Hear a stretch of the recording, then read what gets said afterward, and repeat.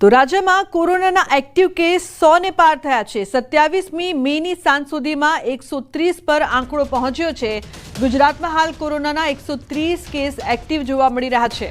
મોટાભાગના દર્દીઓ હોમ આઇસોલેશનમાં, કેટલાક દર્દીઓને વિવિધ હોસ્પિટલમાં અપાઈ રહી છે સારવાર। તો દેશમાં કોરોનાએ ફરી યુટર્ન માર્યો છે। કોરોનાના કેસમાં સતત વધારો થઈ રહ્યો છે।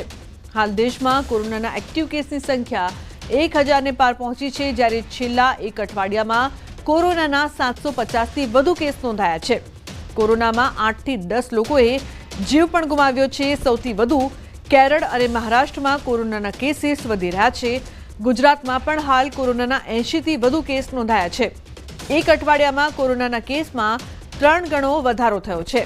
હાલમાં દેશમાં કોરોનાના 4 નવા વેરિયન્ટ સક્રિય થયા છે, જે ઓમિક્રોનના પેટા પ્રકારો છે। ઓમિક્રોનનો BA.2.86 સ્ટ્રેન JN1નો સબ વેરિયન્ટ છે, જે પહેલીવાર ઓગસ્ટ 2023માં જોવા મળ્યો હતો। તેમાં લગભગ 30 મ્યુટેશન્સ છે।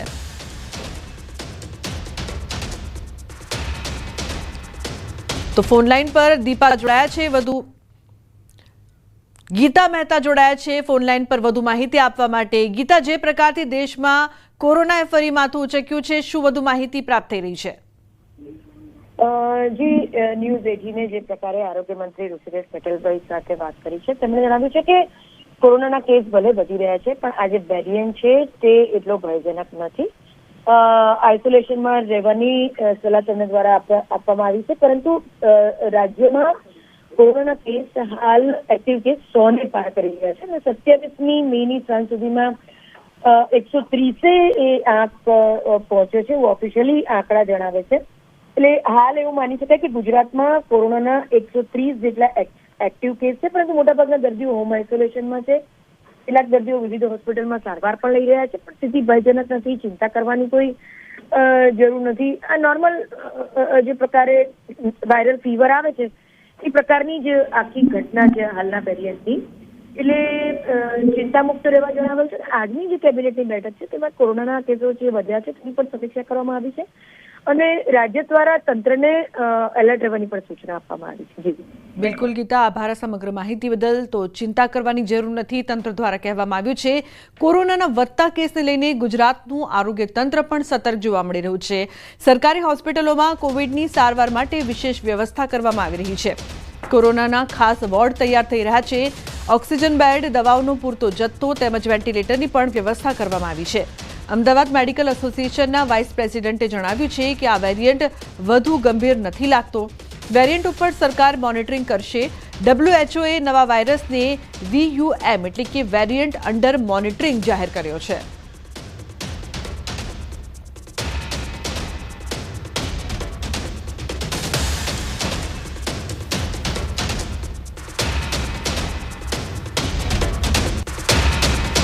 જે નવો વેરિયન્ટ છે એમાં NB.1.81 અને LF7 એ બંને વેરિયન્ટ ચેપ લગાવવાની ક્ષમતા ધરાવે છે, પરંતુ હાલ જે અહેવાલ છે પ્રમાણે ઘાતક નથી લાગતા। WHOએ ગઈકાલે જ ડિક્લેર કર્યું છે કે આને VUM કહેવામાં આવે। અત્યાર સુધી આપણે VOC એટલે variant of concern, variant of interest જોયા હતા, પણ VUM એટલે વેરિયન્ટ અંડર મોનિટરિંગ છે। એટલે એના માટે WHO અને આપણી સંસ્થાઓ એના પર ચાંપતી નજર રાખશે। તો કોરોનાના વધતા કેસને લઈને આરોગ્ય તંત્ર સતર્ક છે। કોરોનાએ જે પ્રકારથી ફરી માથું ઉચક્યું છે, ભારતમાં કોરોનાના કેસ 1000 ને પાર થયા છે, પરંતુ તંત્ર દ્વારા તમામ તૈયારીઓ કરવામાં આવી છે। કેરળ, મહારાષ્ટ્ર અને દિલ્હીમાં પણ કેસીસ વધી રહ્યા છે। ઉલ્લેખનીય છે કે દેશમાં કોરોનાના 4 નવા વેરિયન્ટના કેસ જોવા મળી રહ્યા છે। હોસ્પિટલમાં કોરોના વોર્ડ પણ તૈયાર કરવામાં આવ્યો છે। તો ઓક્સિજન બેડ, વેન્ટિલેટરની પણ વ્યવસ્થા કરવામાં આવી છે। આરોગ્ય વિભાગ સતર્ક જોવા મળી રહ્યું છે। તો બીજી તરફ ગુજરાતમાં કોરોનાના વધતા કેસોએ ચિંતા વધારી છે। કચ્છમાં પણ કોરોનાએ કર્યો છે પગ પેસારો। આદિપુરમાં નોંધાયો છે કોરોનાનો પ્રથમ પોઝિટિવ કેસ નોંધાતા લોકોમાં ચિંતા ફેલાઈ છે। આરોગ્ય વિભાગે કચ્છમાં પ્રથમ કેસની પુષ્ટિ કરી છે। દર્દીને હોમ આઇસોલેટ કરવામાં આવ્યો છે।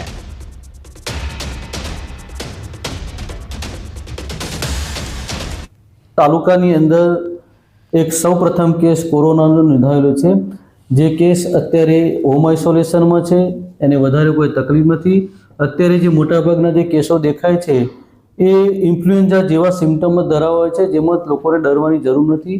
શક્ય હોય ત્યાં સુધી ભીડભાડવાળા વિસ્તારમાં જવાનું ટાળવું જોઈએ. સેનિટાઈઝરનો ઉપયોગ અથવા તો સાબુ વડે હાથ ધોવાથી અને માસ્ક પહેરી રાખવાથી ફેલાવો અટકાવી શકાય છે અને પોતાને ચેપ લાગતો અટકાવી શકાય છે.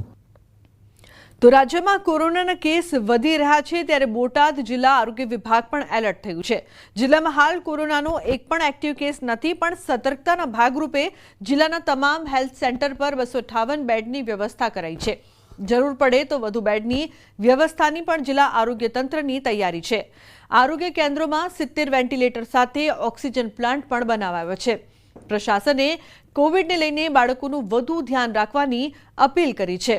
સાથે ભીડવાળી જગ્યા પર બને ત્યાં સુધી ન જવાની પણ સલાહ આપી છે.